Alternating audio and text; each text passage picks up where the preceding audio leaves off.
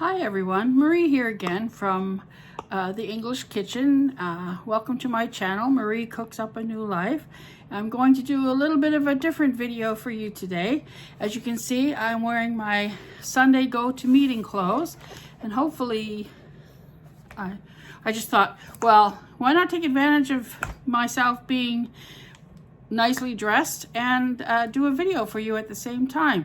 I thought I would take the opportunity today to thank everyone very much for visiting my channel, supporting me, taking the time to leave comments, taking the time to follow, just some of those really nice things that you're doing for me that I really very much appreciate. I thought as well today I would take the opportunity to tell you a little bit more about myself.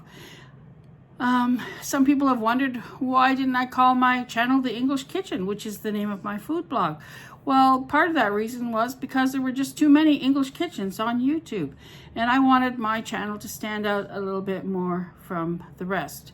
And so I thought, well, I'm starting a new life here back in Canada after having moved back from the UK, and it's the first time in my life that I've ever lived on my own. I've always lived with other people, and I thought, well, why not call it Marie Starts or Cooks Up a New Life, because there is going to be a great deal of cooking involved in my channel, but I like to think that sometimes I can share with you some of the more intimate details of my life as well.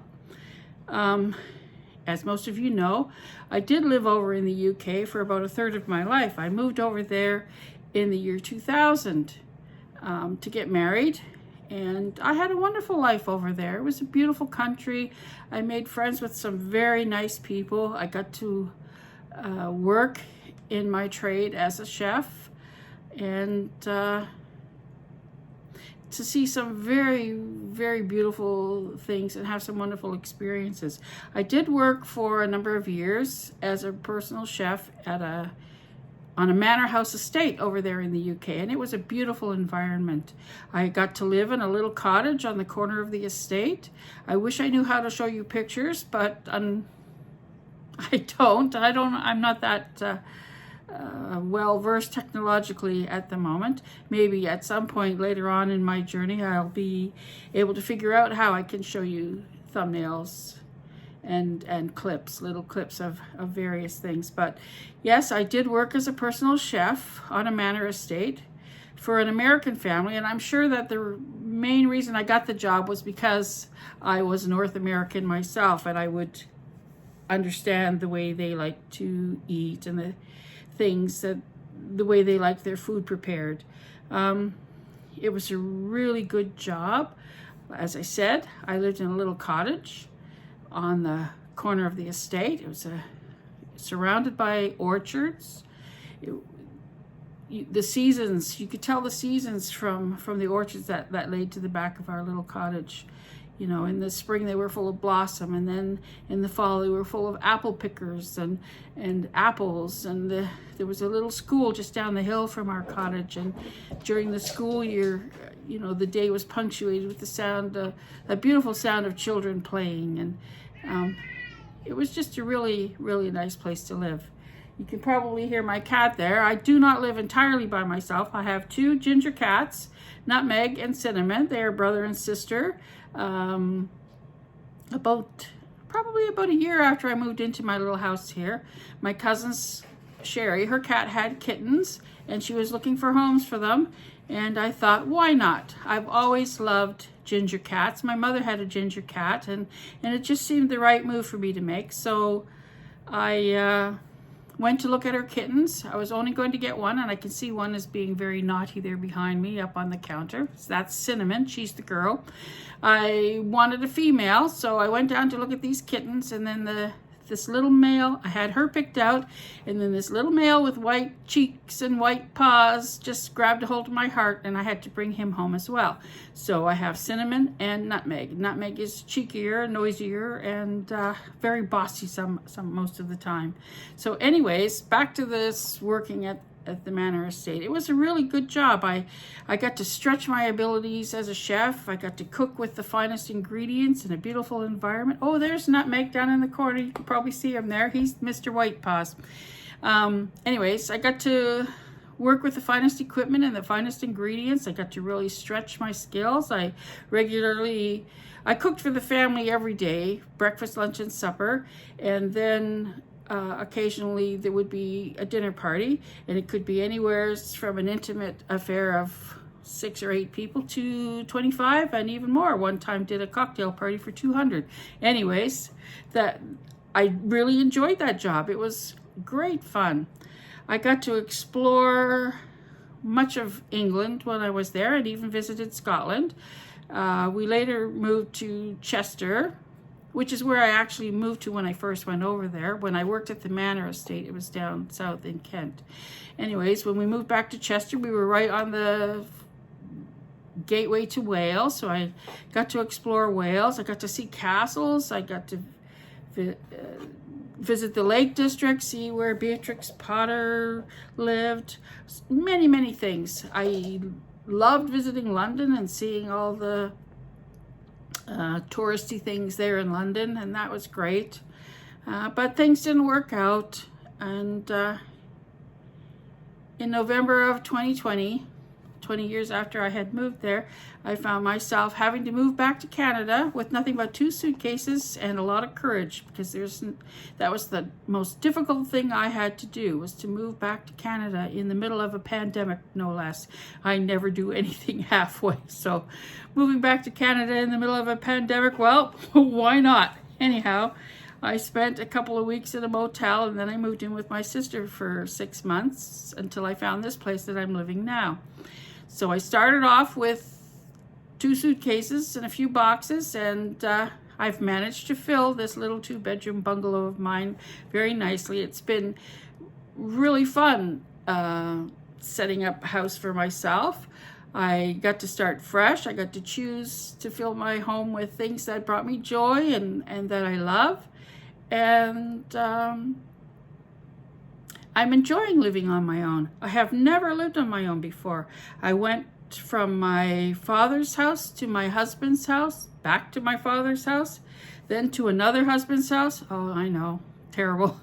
And then back to my mother's house, and then to my last husband's house. I know it's terrible. I've been married 3 times and none of them worked out. I don't know. Maybe I'm just not good at picking the right people. However, they did bring me a measure of joy for a time, and I did have 5 wonderful children out of those relationships. So anyways, here I am. I'll be 69 on Tuesday, and I'm living on my own for the very first time in my life. I thought that perhaps sometimes on this journey I could talk about the trials and the things that you have to cope with as an older person living on their own. It's not, well, I quite enjoy it, but I've always enjoyed my own company. Not that I'm saying I'm a great person to live with, but I think I'm a pretty good person to live with. My second husband was in the military, and I spent a lot of time alone, just myself and the children. So I learned to love my own company. I learned to fill my days with things that I enjoy. Cooking, I like to crochet, I like to paint, I like to sew, I like to read. I love Love is Blind, that show on Netflix. I've just binge watched all the episodes of the latest series, and I'm chafing at the bit waiting for the next episodes to drop. I think they're dropping on Wednesday, and I can't wait to see them. I don't know why I like shows like that. I think it's because I got married right out of high school, and I didn't have the opportunity to date and do things like that when I was a young woman. So I suppose in a way I'm living my life vicariously through watching these dating shows. Anyhow, I find them quite interesting. I like country music. I love gospel music. I love to listen to the Mormon Tabernacle Choir. My sister and I were talking one day, and I said, when I get to heaven, I hope it's filled with the music of the Tabernacle Choir. And she said, that would be hell for me. She's into heavy metal. Anyways, I do enjoy living on my own, and I don't feel lonely. I don't feel afraid. I keep myself very busy, cooking, writing, doing all sorts of things. When I was a child, I wanted to be a writer. That was one of my aspirations. I wanted to be June Cleaver, and I wanted to write books. And, well, I don't know if I'm quite June Cleaver, but I do like to write, and I do write daily. I write on my food blog. I've written several cookbooks. I like to write poetry. I like to write short stories. I've written several children's stories, none of them published. Mostly they were just for my own children and my grandchildren. I like to paint. I loosely call it painting. Actually, all I do is I illustrate and I color it in. That's what I call it. Some people call it art. I just call it fun. I've designed rubber stamps in my life. I've sold greeting cards. I've sold my art. I do have an art page online. I could leave a link to it below if you wanted, but I'm not in the business of selling my art anymore. I don't have the equipment that I need to make prints or to make cards or to do any of those other things. And to be honest, I don't really have the time anymore to do much in the way of art. I love to try new things. I was going to show you this. This is something that I bought the other day. I had never seen it before. Matheson Food Company, macaroni and cheese. It's a little bit different than Kraft Dinner. Yes, I like Kraft Dinner. But this is something slightly different. Now, my sister has tried hers and she enjoyed it. So I'm looking forward to trying this maybe sometime this week. I do sometimes buy silly things. One thing that I bought that was rather silly recently was these magnetic eyelashes. Well, I had more success putting them on my almost non-existent eyebrows than I had putting them on my eyes. So that was money well wasted. And another thing that I wasted my money on recently were these cookie cutters. You know, they looked really good, but when they arrived, nothing is together. I have to figure out how to use them and then hopefully make some nice cookies with them. They did look rather pretty. Anyways, I don't really have much else to say to you today, but other than to thank you very much for supporting me. It's very much appreciated. And I do hope that you'll continue to do so and that from time to time you don't mind me sharing a little video like this. I hope to do a house tour one day when my house is in tidier shape. It's a little bit messy today.